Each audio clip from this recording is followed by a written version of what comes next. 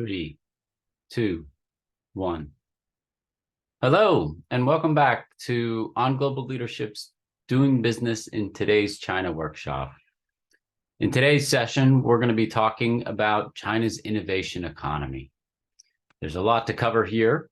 Some of it is going to require a little bit of review of a couple of things we've talked about in past sessions, but mostly we really want to dig into this question of how innovative is China today, and how is that innovation occurring? So let's dive in. Now, just as a little bit of background, a reminder, some topics or issues that we go over at the beginning of every session. We like to remind you of what our thinking is around doing business in China today, and it's important that we have a deep understanding for China's history and culture. This isn't a history and culture course, but we believe that to be successful in doing business in today's China, you have to have an appreciation for the cultural differences.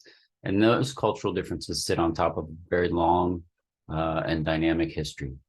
You also have to have an understanding of China's political structure. We often think of China as a large nation, the most populous nation on the planet, headquartered in Beijing. And all that's true.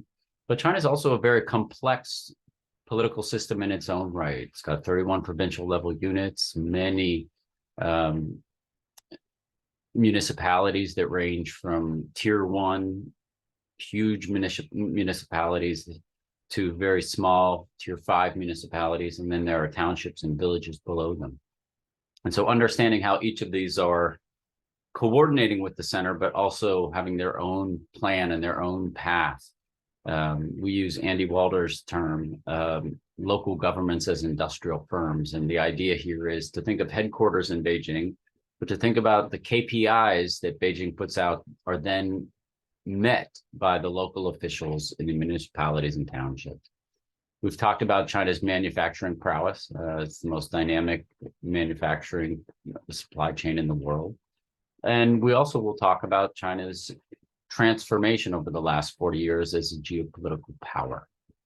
And so let's review our learning philosophies. They're very closely tied to what I just mentioned, but very quickly. In this workshop, we believe fundamentally in an importance and appreciation of the differences in Chinese culture. If you want to do successful doing business in China, you've got to think about the culture and the history. We also believe it's crucial to understand the complexities of the political economy as it has evolved over the course of the last 40 years. And we believe fundamentally in a boots on the ground, real world examples approach to how business is done in China and how that helps us advise the people that we work with, and advise people reading our work and thinking about what we're saying about what's going on in China today. Today's session is session 4, China's innovation economy. And the key takeaways from that session are the following. One, while we often think of China as the manufacturer for the world, we emphasized in session 3 that there is a tremendous amount of innovation that has contributed to the building of that manufacturing supply chain. So that sort of kicked us off into this discussion about innovation more generally. 2, nevertheless, over the last 4 decades, China has evolved into a very innovative economy beyond the supply chain. 3, this has been a process that has unfolded in stages, guided by the central government goals and local government economic development and innovation. 4, beyond the central and local governments, the private sector has also played a significant role. China's innovation economy. Now, this is a bit of a reminder, a bit of a review. You'll remember in our discussion about the history of China, we talked about China's dominance in the global geopolitical economy from the beginning of imperial China, the Qin dynasty in 221 BCE, through the early Ming in the early 1400s CE. And China wasn't only the home of the largest armada in the world, far and away the most powerful shipping fleet, captained by Admiral Zheng He, but it was also by far the most innovative economy in the world. We talked about many of the great innovations which changed the world, many of which Western Europe took credit for at some point, these all originated in China. Paper, silk, the movable type printing press. It wasn't a Gutenberg invention, it originated in China. The nautical compass, which allowed China and eventually Western Europe to sail the world and get into the field of into the economic system of mercantilism and ultimately colonialism. And of course, gunpowder, which had a very powerful and lasting effect. All of these were Chinese inventions. So you can think of this period as a period of great innovation. Now, as we discussed in the historical discussion, after the death of Emperor Yongle and sort of a fight within the Ming court about whether or not China should be engaged in mercantilism and exploration, China turned inward. And while the West was developing outward, China was really building walls. And that led to some consequences for China's economic development. However, we fast forward through the century of humiliation, which we remember was 1839 to 1949, and then the communist revolution, and then the Mao period. The economic reforms is really where this story begins, or at least the focus of our work here in this workshop. And so I won't spend much time on this, but let's go quickly through this. Remember that the economic reforms begin with Deng Xiaoping's visit to Jimmy Carter in February of 1979. They sort of reinvigorated the Shanghai Communique, which was originally signed under Nixon in 1972. And Deng Xiaoping during that trip, as we discussed, also visited a couple of other places. He visited Atlanta, Seattle, and Houston. And you'll recall that there were very specific economic reasons for that. If you want to have a great economy, you better understand consumer markets, and what better place to go than to the headquarters of Coca-Cola. If you want to understand complex manufacturing, you better understand how to build things like airplanes and the technology behind that. So what better place to go than the headquarters of Boeing, Seattle. And then, of course, if you want to do high-minded things like launch rockets to the moon, or out into space, what better place to go than the headquarters of NASA, Houston. And so we see this sort of vision that Deng Xiaoping had. And then we also have discussed in the economic reform discussion the ways in which you can sort of divide China's economic reforms up into epochs. I mean, the early days, the 1980s, were really about leveraging China's deep, cheap labor force and attracting foreign investment to come and build a manufacturing supply chain in China. The period of the 1990s under Jiang Zemin and Zhu Rongji was really about attracting foreign investors and bringing technology to China so that China wouldn't just be a site of a deep, cheap labor pool, but would also be building a very, very sophisticated manufacturing supply chain. The 2000s, after China entered the WTO, was the era of Hu Jintao and Wen Jiabao. And we see during this period sort of a step back from kind of a heavy control of foreign investment. We see the emergence of a very vibrant private sector during this time. And we see the growth, continued rapid growth of China as an economic powerhouse. And then the period today of Xi Jinping. And as we've discussed, we sort of saw a rollback towards the kind of control that occurred in the 1990s. China's still under the WTO regime, so it doesn't look exactly the same, but it's definitely a period in which the government is having a close hand in monitoring what's actually happening in the system.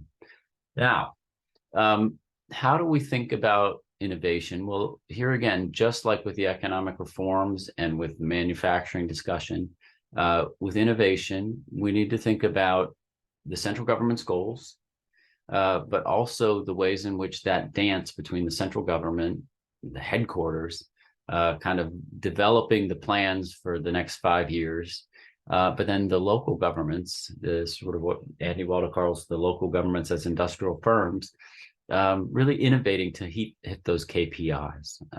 And so there's constantly this dance between central vision and central control. But this isn't a centrally planned economy in the same way we typically think of centrally planned economies, because there is a lot of innovation that occurs at the localities. And so you'll remember when we talked about this, we talked about the provincial level areas, but also the municipalities, the townships, and the villages. And a lot of the real innovations come out of the leadership in each of these places. Now, if we're going to talk about innovation in China, maybe we should start with the Shenzhen movement. Shenzhen is a term that means mountain fortress, or maybe mountain stronghold is a good translation. And it really harkens back over 1,000 years to the Song Dynasty. And the basic idea here was that there were local players. They were thought of as bandits back then because they were sort of resisting the local governments, but they went up into the mountains and they had these mountain fortresses or these mountain strongholds, and they took care of their local population in ways that they saw fit. Deng Xiaoping reintroduced this term in the 1980s, and the idea wasn't about a mountain fortress, but it was about reinvigorating the economy to pursue what things were being successful around the world. Now, remember, when we talked about Deng Xiaoping in an earlier session, I told a story about when Deng Xiaoping was 16 years old, and his father came to him and said, "Son, I don't understand why you would want to ride in steerage to go to France." And Deng Xiaoping, at the age of 16, a high school student, said, "I want to go to the West and learn from the West so I can come back and save China."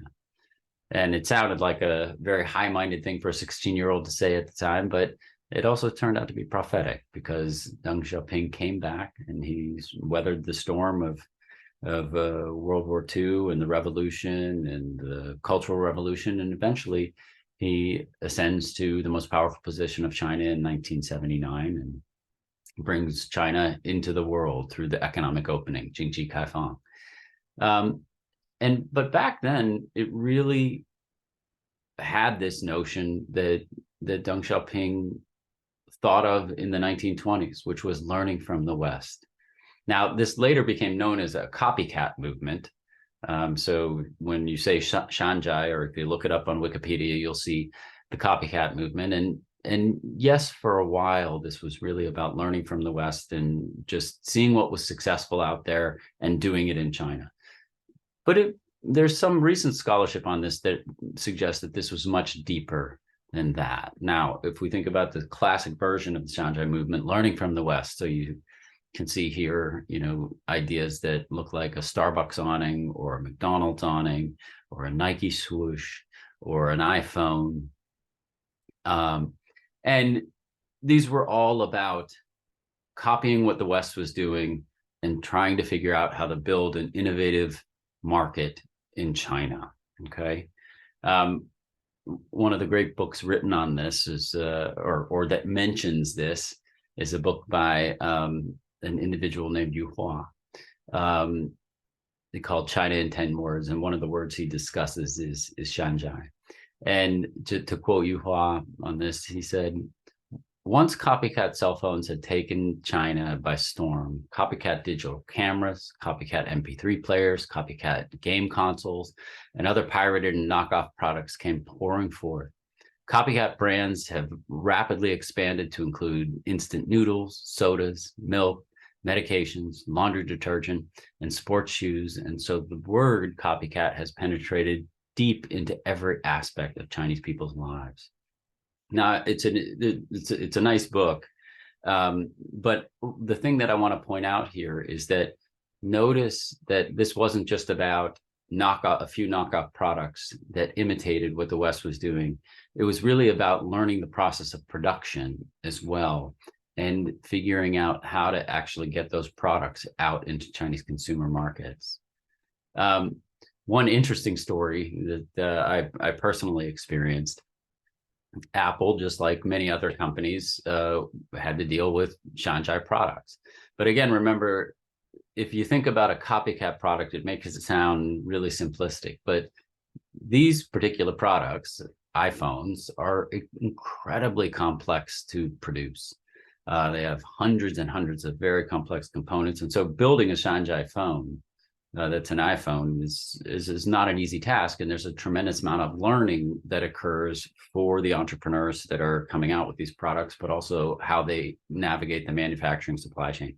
Now, here's the funny part of this story. I can't remember exactly when this was. So maybe it was like 2015 or 2016. It was definitely at the time when I was with Apple in China. And there was a period when the Chinese government decided they really didn't like this term that was put on all Chinese products.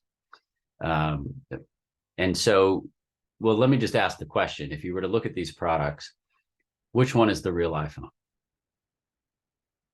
You would probably say, just on instinct, the one on the left, right? Because it says iPhone, designed by Apple in California, assembled in China. And the Chinese government sort of felt like that's kind of a diminutive way of talking about China.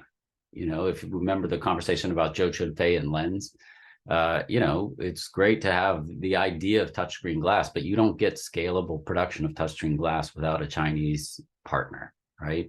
But the Chinese government wasn't pleased about this notion of designed by Apple in California. It's as if good ideas come out of Cupertino, innovative ideas come out of Cupertino, and then they just come to China for the labor. And so eventually the Apple leadership relented to the pressure and they removed that phrase. So the actual real iPhone is the one on the right? The one that doesn't say designed by Apple in California, assembled in China. But it was interesting because when the knockoff products started coming out on the market, and again, this must have been 2016, I'm not sure which version of the phone this is, I'd have to go look. But when these phones started coming out on the market, Chinese consumers started thinking, well, the fake one must be the one that doesn't say what all Apple products say, designed by Apple in California, assembled in China. And so the Shenzhen phone, which is the one on the left, started coming out into the market saying what Apple products always said. So it was just sort of an interesting dance between this notion of what's real and what's fake, but what do Chinese people think is real? And Chinese people were buying the phones that said designed by Apple in California, assembled in China, even though those were the fake phones. Just a fun story. Now, to go a little deeper into this notion of the Shenzhen movement, again, we think of this as sort of this notion of Song Dynasty, you know, bandit clans living up in the mountains. And then we think of it as the Deng Xiaoping piece of, you know, just entrepreneurs creating copycat knockoff products. But remember, there's always an interesting dance here between the central government, the local governments, and then the small scale entrepreneurs. And we're going to talk about entrepreneurship in a few minutes here. But one example that I love to cite is the Shenzhen Electronics Group. So Shenzhen Electronics Group is very clearly an electronics group that's tied to the local government of Shenzhen. And, you know, it's a big, important company in the electronics sector. Now, if you go to the Shenzhen Electronic Group market, it's one of the most famous electronic parts markets in the Huaqiangbei neighborhood of Shenzhen. And if you go in there, it has two giant floors of component and tool stands with many upper floors of computer parts and unique consumer electronics. But it's very clear, if you just walk through there, that some of these are Shenzhen products and components and some of them are not. And so it just kind of gives you a sense of this interesting dance. Like, Shenzhen was happening, but Shenzhen was very pervasive in terms of the learning that was going on in China. And it had an interesting dance with major corporations and with major governments in this space. Now, I want to just mention a little bit about intellectual property here. My favorite author on intellectual property is Professor Bill Alford. He's a professor at Harvard Law School. And I love this book that he wrote some years ago called To Steal a Book is an Elegant Offense, Intellectual Property Law in Chinese Civilization. And one of the reasons it's important for what we teach here is because it reminds us of how important history and culture are. So Professor Alfred goes all the way back to Confucianism and talks about the ways in which intellectual property was viewed in the very deep history of China. Interestingly, to make it in the governmental sector, you had to take these exams, and usually they were tied to Confucian texts. And memorization was a big part of it. And so it wasn't an offense to be able to regurgitate and memorize exactly what a given philosopher or scholar, ancient scholar, had said. It was actually the highest form of praise. And hence the title, "To Steal a Book is an Elegant Offense." Now, Alfred's great because he goes through the history of this and talks a lot about the Tang Dynasty and what happened in the Tang Dynasty in terms of really struggling with how to think about intellectual property. Back then, intellectual property was really built around protecting the ideas of the government more than it was about protecting the ideas of entrepreneurs. But again, it's a very nice history.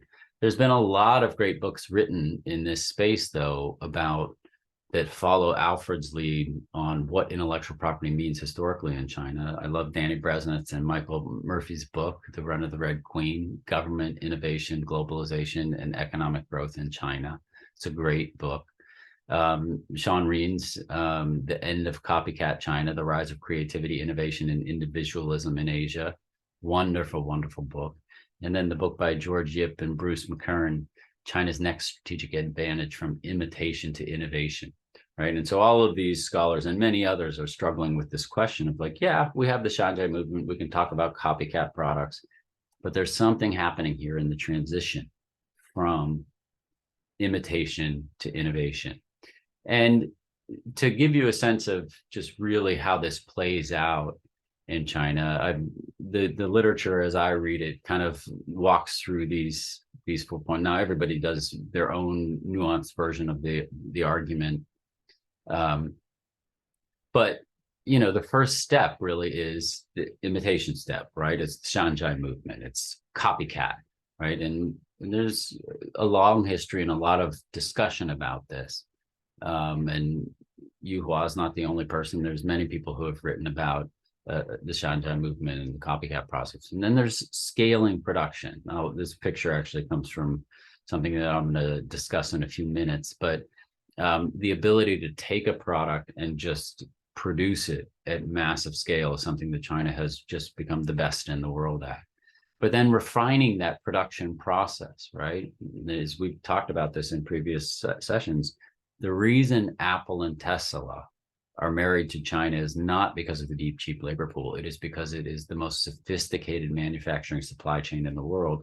And so refining that production process has been a very, very important part of this transition from imitation to scale to refining, and then ultimately to innovation. I'll talk about this in a few minutes, but China is the most innovative country in the world in a couple of key areas. One of them, it's the largest producer in the world by far of solar panels, and the most innovative work in the world is happening in China on the area of green energy.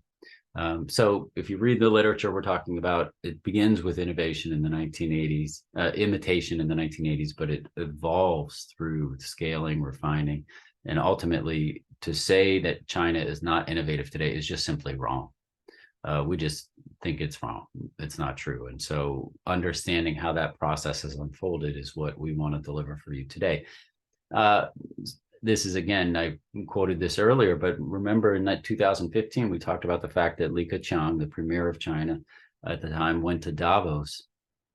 And he wanted to send this message that China is not just about a deep, cheap labor pool, but it's about entrepreneurship and innovation. To foster a new engine of growth, we will encourage mass entrepreneurship and innovation. China has 1.3 billion people, a 900 million person workforce, and over 70 million enterprises and self-employed businesses. Our people are hardworking and talented. If we could activate every cell in society, the economy of China as a whole will brim with more vigor and gather stronger power for growth. Mass entrepreneurship and innovation, in our eyes, is the gold mine that provides constant source of creativity and wealth. And that was Li Keqiang in 2015 at Davos. Now, let's push beyond this Shenzhen imitation or copycat notion and think about a couple of key examples that really show China's innovation in a variety of spaces. And one of the things we like to make the case for here is it's not just that Li Keqiang went to Davos and said we should be innovative, although that was much later than a lot of the things we're talking about here. But it's also driven by consumer demand, right? So in China, there's this interesting dance about, consumer behavior allows to satiate a thirst for freedom, but also there's a tremendous need for services in China, right? When China entered the economic reforms, 800 million people were living in abject poverty. 800 million people living in abject poverty. And so people were thirsty for services. They had needs. And they were also thirsty for opportunity. So one example we like to cite here is the Beijing Mobike technology company, which was a venture that emerged in the 2000 teens. There were two competitors that came out here. One was called Ofo, and the other was called Mobike. And Mobike really kind of took the country by storm. But the basic idea was people needed to get around, right? And when I was working on my doctoral dissertation in China in 1994 and 95, I used to ride this one-speed bicycle called the Flying Pigeon. And many people in China had those bikes. But it became clear in the 2000s and in the 2010s that people wanted to get around on nicer vehicles and they needed access to these vehicles. So Mobike emerged, and Mobike wasn't just producing bikes. The more important part of the product was it was a rental system, right? And it used apps on phones to actually make the system work. And then eventually you start to see just the mass production here. You'll remember in my slide on scale, what you're seeing here is an entire field full of Mobikes. And so the mass production is an important part of this. But again, let's move beyond the notion of copycat to creativity. And what are we talking about here? One of my favorite companies, and the company that I've done some work with over the years, is Huawei. Huawei was founded in 1987 by Ren Zhengfei, who in his past was an engineer in the People's Liberation Army, the PLA. And this is an issue that was used a lot by what I think of as the discrimination against Huawei by the US government. So Huawei is a private company. And Ren Zhengfei was not a part of the PLA when he founded it in 1987. The idea that Huawei could make its way into the U.S. marketplace was the United States government, for a variety of reasons, didn't want it to happen, and so Huawei was aggressively sidelined by the U.S. government during this time period. But the Huawei story is a great story about seeing a need and seeing the technology and then building that technology. It started out focusing on manufacturing phone switches and was reverse engineering those from Western models that were being imported to China. I remember one project I worked on actually with Diane of this group was a company called DSC. And at the time, I had no idea what switching technology was, but DSC was just one of these American companies that wanted to come in and really build on China's developing infrastructure. And I remember an executive at this company talking to me about this, and he was puzzled because I knew a lot about China, but I didn't know anything about telecommunications. And he basically said to me, well, think about this. If you have a country of 1.4 billion people, it's going to take a lot of time to dig the holes, to put in the ground telephone poles and lay the wires and lay the cables and everything else. Switching technology is brilliant because you just drop it in and suddenly you have an active system. And again, this was 1990, so it was early days for the internet. But Huawei saw this future, and it became a very innovative company in doing this, building the switching technologies.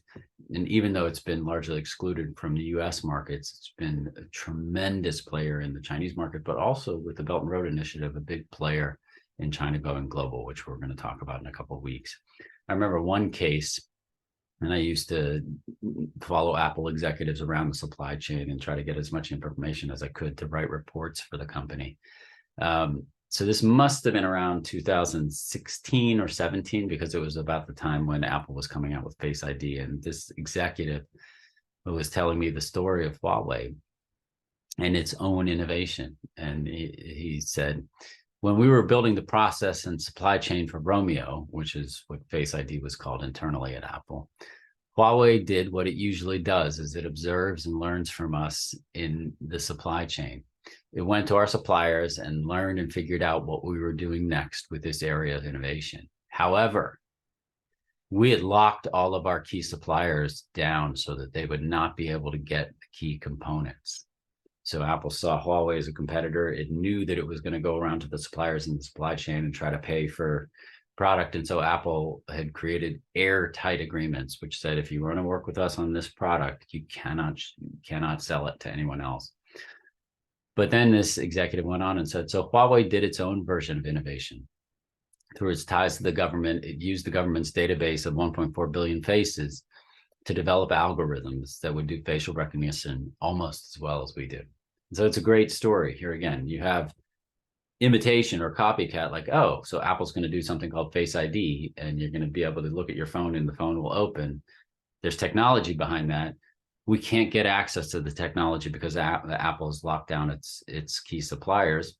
Let's figure out another way, right? And so this database and the algorithms behind the database, according to this Apple executives, they did facial recognition, or they do facial recognition almost as well as the Apple technology does. So again, just a wonderful story. This isn't just about copycat movements. This is really about innovation that drives the development.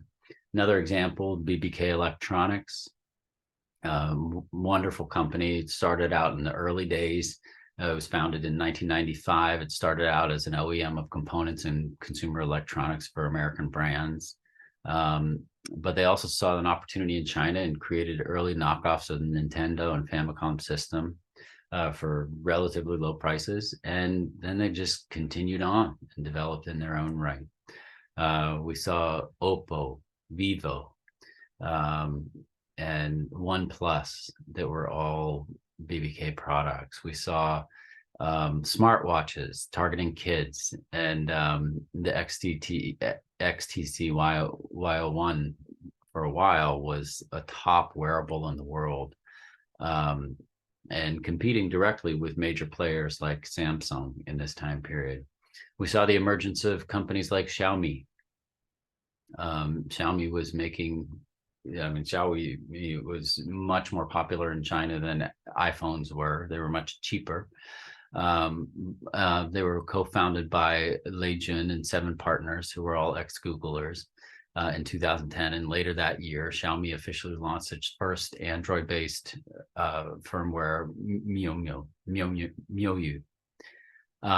By 2011, Xiaomi launched its first smartphone, and since has become one of China's leading brands, not just in smartphones, but also in the wearables market, and in many other markets. There's so many products here. And so again, you see the growth of this company that's imitating in one space, but building its own innovative product technology in a dramatic way.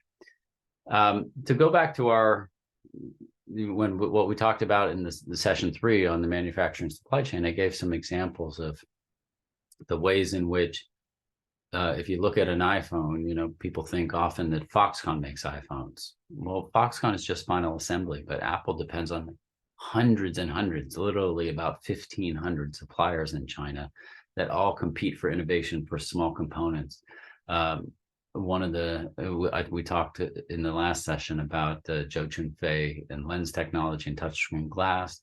Another big player here is Grace Wong and Luxshare ICT. If you look at your phone and you see the little plug that is both the charger that plugs into it, but the actual plug inside, those are components that are built.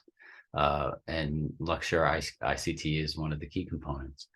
In an interview I did with Grace Wong in 2016, she talked about this learning dynamic, similar to the way Zhou Chunfei did from Lens. Grace said, working with foreign companies is hard. People are very tired. They feel they learned so much and they get better and better, and they're very proud. It's an interesting dynamic. Let me tell you a little story. I had a case not too long ago when a woman personally wrote me a letter. She said in her letter that she never sees her husband and that she feels like she's divorced, like she no longer has a husband. I went to talk to the employee personally about this because I was concerned. The poor man was working so hard, and I asked him to take some time to work on his personal life. But he did not want to take time away from work because he didn't want to miss out on the opportunity to work with Apple. Later, I received another letter from the same woman. She thanked me for taking care of her family. But then she said, so now I see my husband a lot more, but he has lost his soul. She asked me to put him back on Apple assignments. That was Grace Wong in 2016. And these are just some pictures of Grace. Grace on the cover of Fortune magazine, and Grace standing with a worker and with Tim Cook.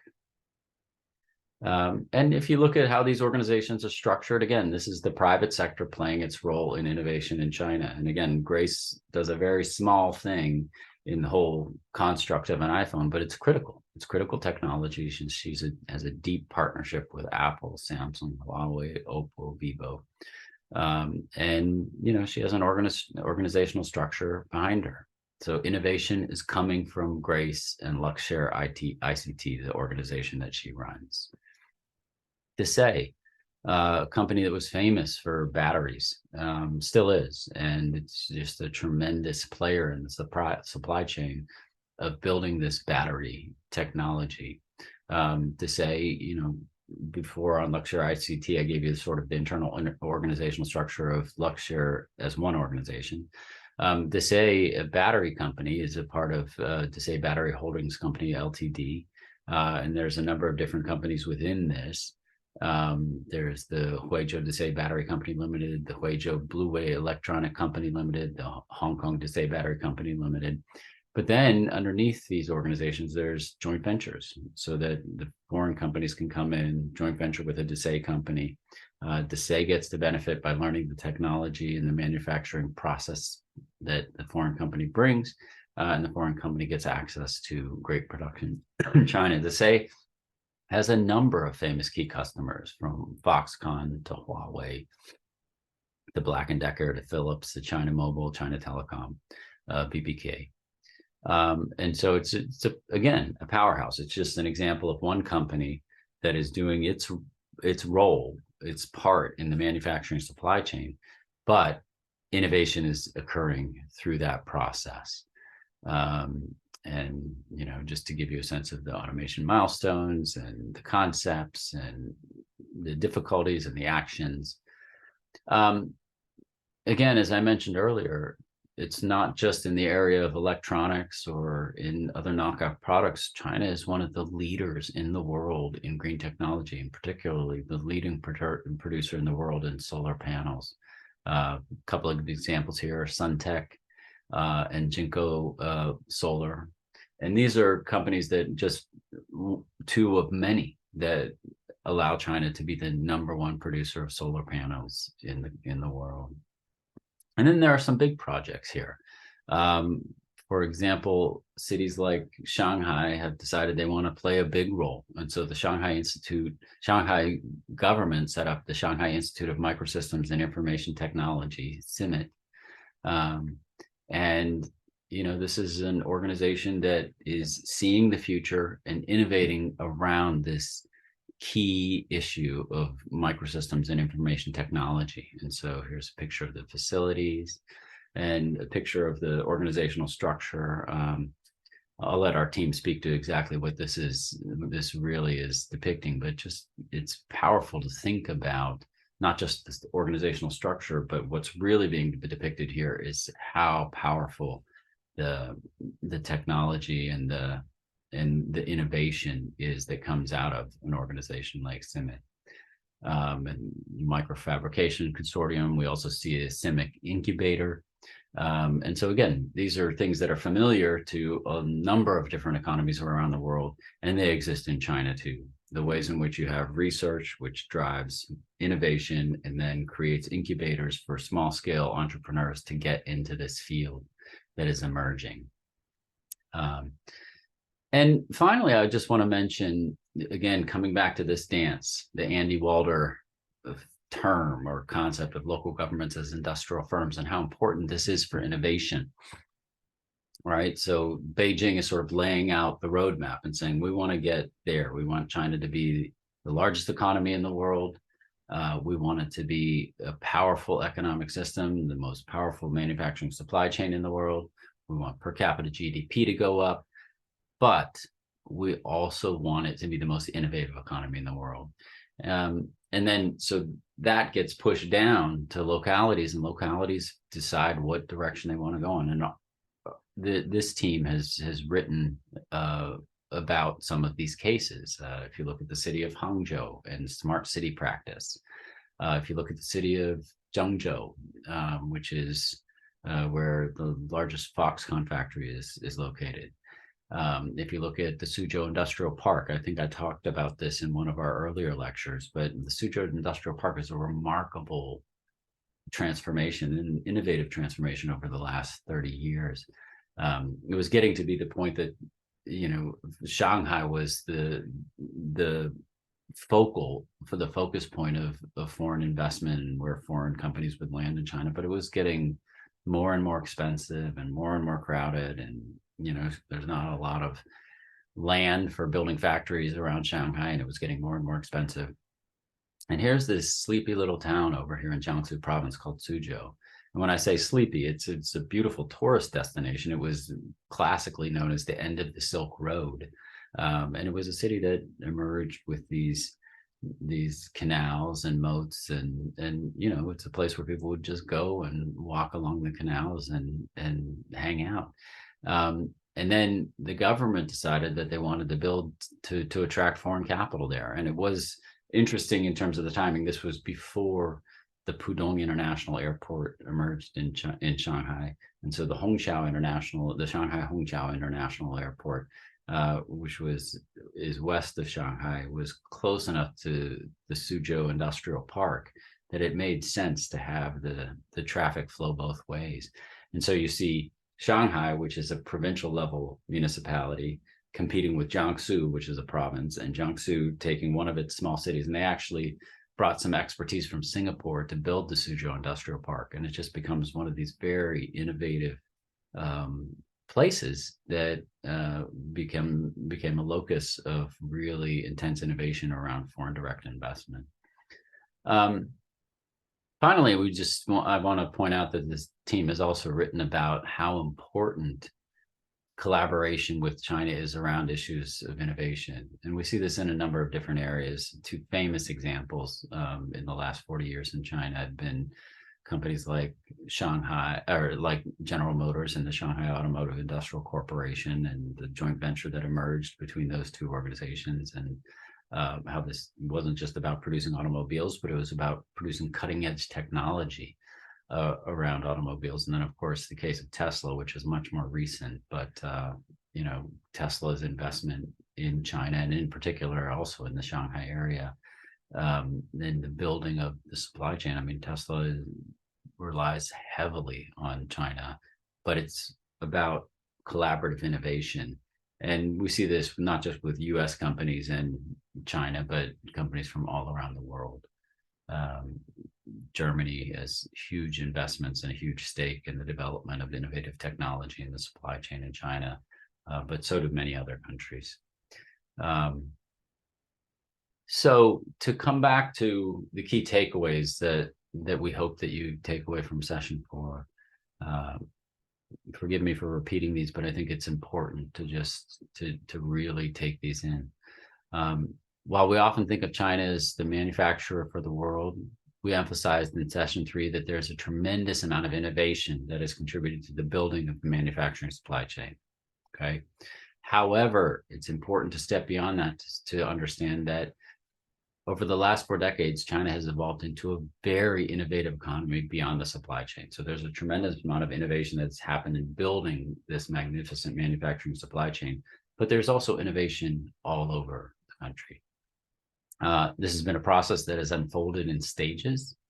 It's been guided by the central government goals and local governments' economic development and innovation processes.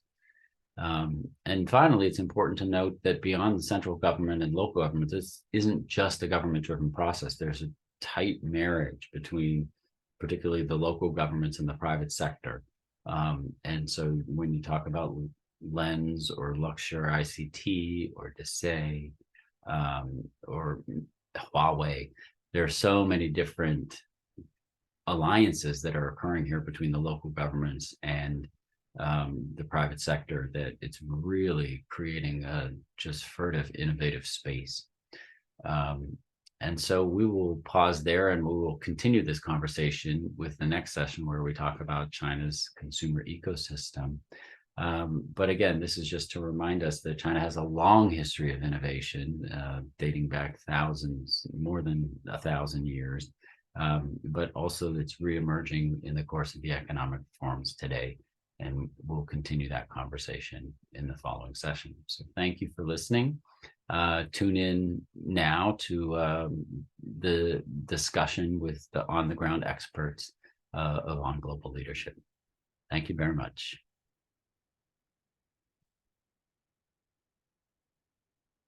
Stop.